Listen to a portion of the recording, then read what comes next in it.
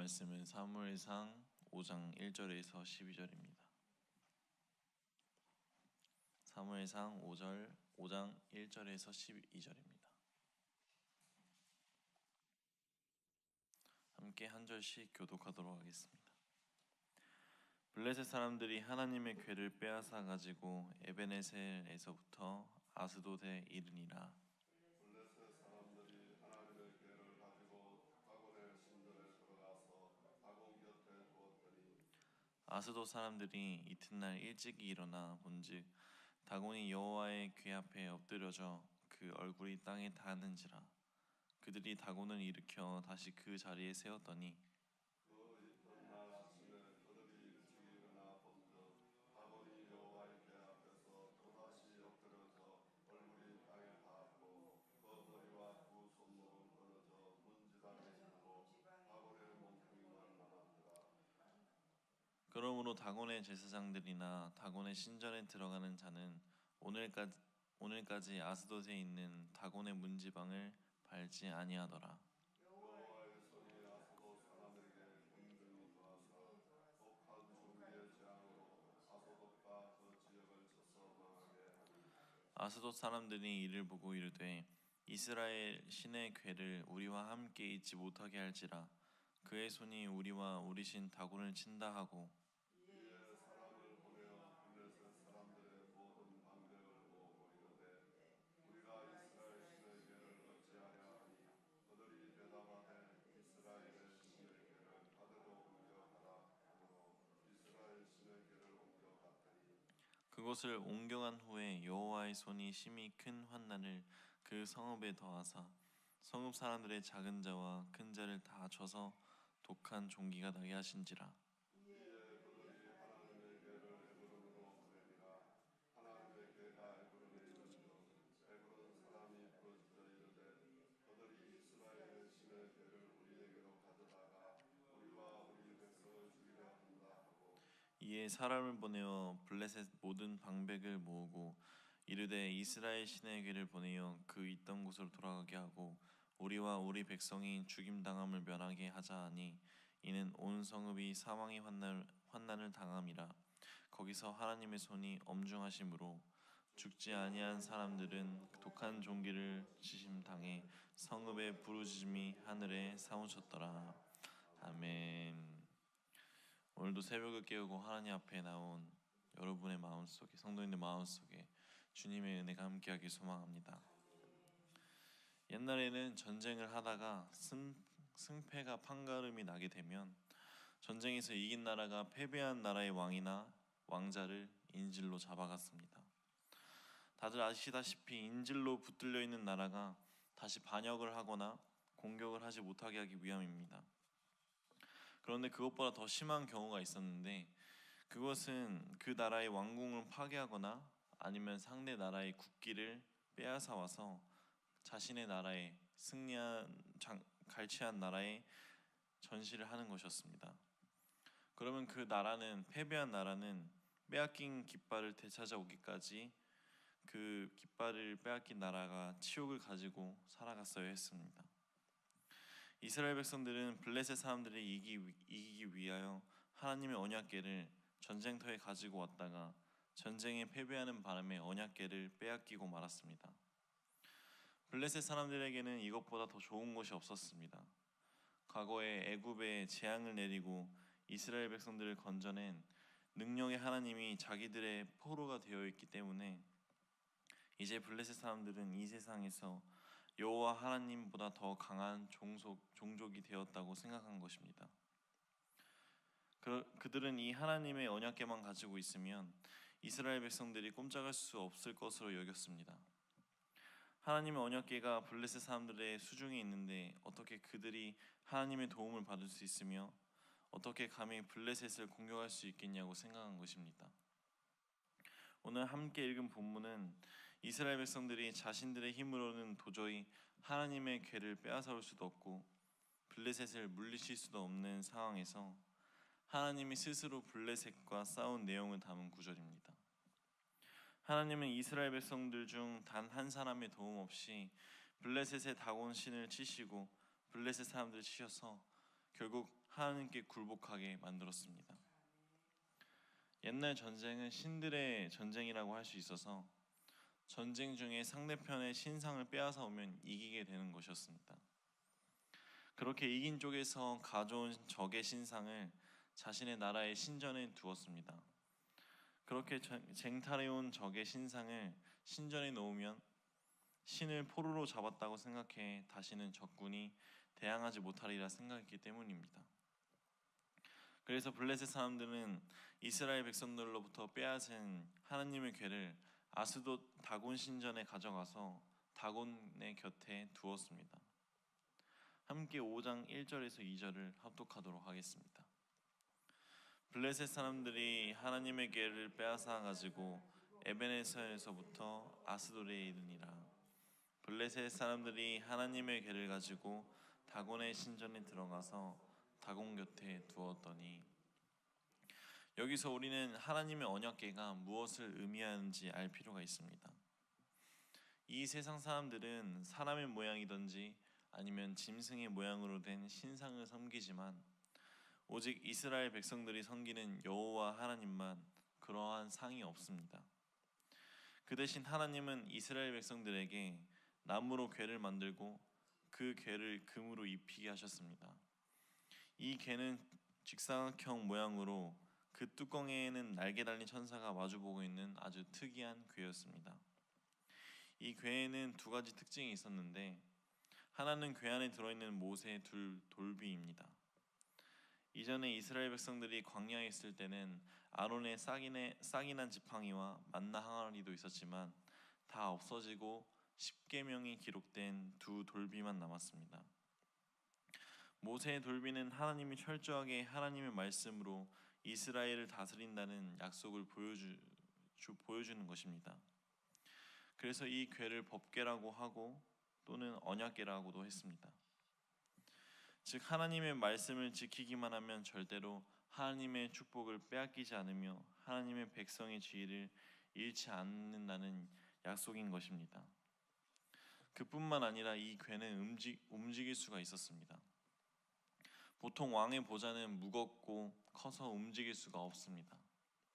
그러나 하나님의 궤는 움직일 수가 있어서 하나님이 어느 한 장소에 고정되어 계시는 것이 아니라 이스라엘 백성들이 있는 곳에는 어디든지 함께 하셔서 그들의 기도를 들으시고 축복하심을 나타내셨습니다.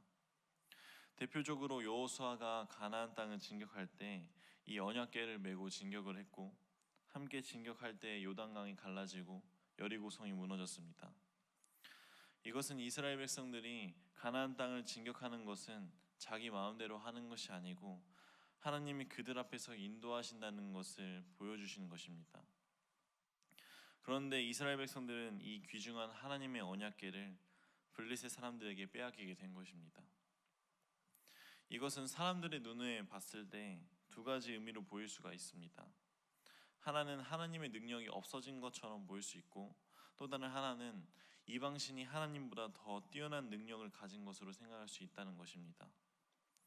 먼저 사람의 눈에는 하나님의 능력이 없으셔서 이스라엘 백성들이 전쟁에서 지고 하나님의 궤를 빼앗긴 것으로 볼 수 있습니다. 하나님을 모르는 사람이면 누구나 그렇게 생각할 수 있습니다. 그러나 신앙의 눈으로 본다면 이스라엘 백성들이 하나님을 모실 자격이 없기 때문에 하나님이 이스라엘 백성들을 떠나셨다는 것을 볼 수 있습니다. 게다가 하나님은 이스라엘을 그냥 떠나신 것이 아니고 원수인 블레셋 사람들에게 가셨습니다. 어떻게 보면 블레셋 사람들에게는 엄청난 축복의 기회였을지도 모릅니다. 왜냐하면 블레셋 사람들이 하나님 앞에 엎드려서 순종했더라면 이스라엘 백성들에게 주어진 그 축복이 자신들에게 주어질 수 있었기 때문입니다. 그러나 블레셋 사람들은 그러하지 않았습니다. 그들은 자신들의 힘으로 이스라엘 백성들을 이겼다고 생각하고 빼앗은 하나님의 궤를 전림품처럼 자신들이 믿는 다곤 신전 앞에 두었습니다. 이것은 다곤 신이 여호와의 하나님을 포로로 잡았다고 생각하는 것입니다. 하나님은 손과 발이 없으시고 도와줄 이스라엘 백성들도 없으셨지만 하나님은 혼자 블레셋 신과 그 백성들과 싸우셨습니다. 만약 블레셋 사람들이 출애굽의 이야기를 듣고 조금이라도 하나님을 두려워했더라면 감히 다곤 신전에 여호와의 궤를 넣지는 않았을 것입니다. 하나님이 이스라엘 백성들로 하여금 패배하게 하신 것은 이스라엘 백성들의 죄를 징계하기 위해서인데, 그들은 자신들이 잘나서 이긴 줄 알고 하나님을 자신들의 인질로 삼으려고 했습니다.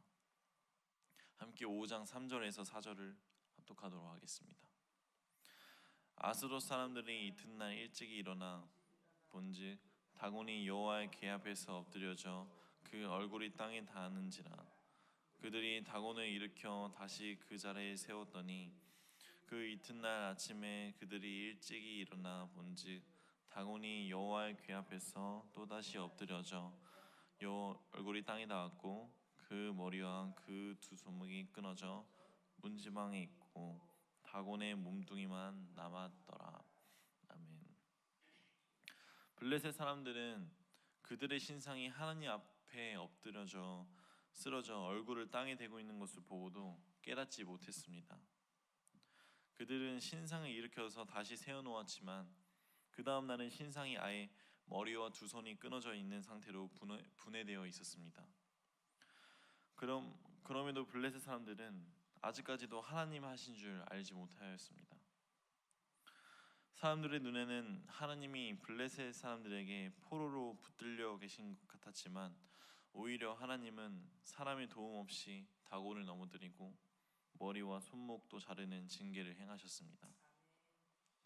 많은 하나님의 종들이 잘못 생각하고 있는 것 중 하나가 우리가 하나님의 일을 하지 않으면 아무도 할 사람이 없을 것이라고 생각하는 것입니다. 그래서 하나님 앞에 배짱을 부릴 때가 있는데 하나님은 사람의 손을 빌리지 않으시고도 얼마든지 하나님의 일을 하실 수 있습니다.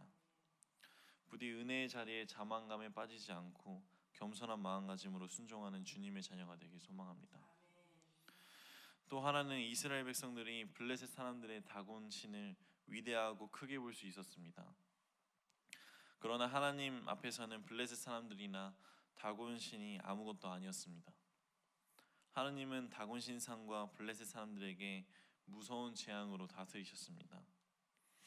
처음 하나님의 궤가 아스돗에 있게 되면서 그곳에 재앙이 임했고 그들이 못 버티고 가드로 옮기니 그곳에서도 재앙이 임하였습니다. 하나님의 궤가 몇 차례 더 옮겨졌지만 역시나 가는 곳곳마다 재앙을 내리사 블레셋 사람들의 고통이 하늘에 사무쳤다고 성경은 기록하고 있습니다. 함께 11절 12절을 합독하도록 하겠습니다. 이에 사람을 보내어 블레셋 모든 방백을 모으고 이르되 이스라엘의 신의 궤를 보내어 그 있던 곳으로 돌아가게 하고 우리와 우리 백성이 죽임당함을 면하게 하자 하니 온 성읍이 상함의 환난을 당함이라.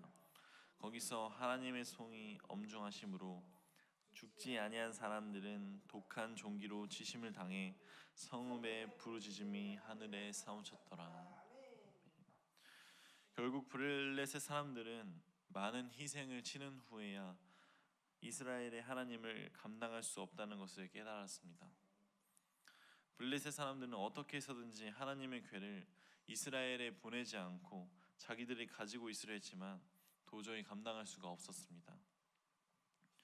어느 누구도 하나님을 감당할 수가 없었고 어느 누구도 하나님의 법궤를 모실 수 없었습니다. 이 세상에서 가장 영광스러운 일이 하나님의 백성이 되고 하나님을 믿는 것임을 믿으시길 바랍니다. 그 세상 그 무엇도 그 누구도 하나님을 소유할 수 없습니다. 하나님은 이스라엘 백성 한 명 없이도 얼마든지 블레셋 사람들을 항복시킬 수 있었습니다. 오늘날에도 하나님은 선교사나 목사 한 명 없이 이 세상의 모든 우상을 부수고 또 모든 악한 자들을 굴복시킬 수 있습니다. 그러나 하나님은 그런 방법을 쓰지 않으십니다. 그 이유는 인간이 사람이 비굴하게 굴복하는 것보다는 말씀으로 설득되고 변화되는 것을 더 원하시기 때문입니다. 하나님은 온 세상 사람들이 다 하나님을 믿게 할 수 있으시지만 억지로 하기보다 스스로 깨닫고 스스로 순종하며 다가오기를 원하십니다.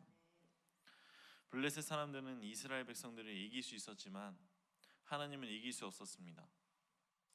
많은 사람들은 우리 믿는 사람들의 부족한 모습을 보고 하나님을 업신여깁니다. 그러나 하나님은 결코 어느 누구로부터 업신여김을 당하지 않으십니다. 이스라엘 백성들이 전쟁에서 패배한 것은 하나님이 그들을 징계하셨기 때문이지 결코 블레셋 사람들이 잘해서가 아님을 기억하심을 바랍니다. 오늘 하나님은 우리를 이 땅의 제사장으로 삼으셨습니다.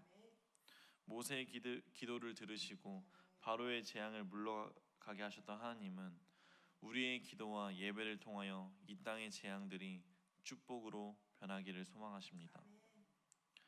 하나님 앞에 흠이 없는 제사장이 되는 것도 중요하지만 거룩을 지속하게 유지하기가 쉽지 않기에 이스라엘 제사장들이 타락했을 때 이스라엘도 망하고 블레셋도 망했습니다. 하나님이 원하시는 대로 우리 모두 하나님의 일을 잠시도 소홀히 여기지 말고 언제나 거룩한 제사장의 옷을 입고 하나님의 은혜를 잘 감당하는 주님의 자녀가 되길 소망합니다. 정리하겠습니다. 하나님은 우리 없이도 얼마든지 우상을 무너지게 하시고 또 하나님의 일을 이루어 가실 수도 있습니다. 그러나 하나님은 우리를 그 하나님의 계획하심 속에 동참하기를 원하십니다. 우리가 순종함으로써 하나님의 뜻에 사용되는 것이 얼마나 큰 축복인지 모릅니다. 그러나 우리는 연약하기 때문에 하나님의 그 크신 축복을 너무나도 잘 잃어버립니다. 우리가 조금만 교만하면 하나님의 축복과 은혜는 우리를 떠나게 됩니다. 때문에 우리가 주어진 직분에 순종하며 최선을 다하시길 바랍니다. 우리가 최선을 다할 때 하나님의 천국의 가장 귀한 상급이 우리에게 주어질 것입니다. 늘 하나님 앞에서 쓰임 받는 것에 감사하며 순종하는 마음으로 그리고 겸손한 마음으로 함께 나아가는 우리 생명나무 교회 성도님들 되시길 그리고 제가 되길 주님의 이름으로 소망하며 기도하도록 하겠습니다. 항상 나와 함께 하시는 하나님, 이 시간 하나님의 거룩하심과 위대하심을 말씀을 통해 다시금 깨닫습니다. 하나님, 내가 자만감에 빠져 하나님 앞에서 교만하였습니다. 나를 용서해 주옵시고 내가 하나님 앞에서 경외하며 순종하는 주님의 자녀가 되길 소망합니다. 내가 하나님의 계획하심 속에서 내 발로 걸어가 함께하길 소망합니다. 나를 인도해 주옵시고 나를 붙들어 주시옵소서. 한 주간 살아갈 때 오늘 주신 주님의 말씀을 기억하며 매 순간 하나님의 놀라운 능력을 사모하며 살아가길 소망하며 이 모든 말씀 예수 그리스도의 이름으로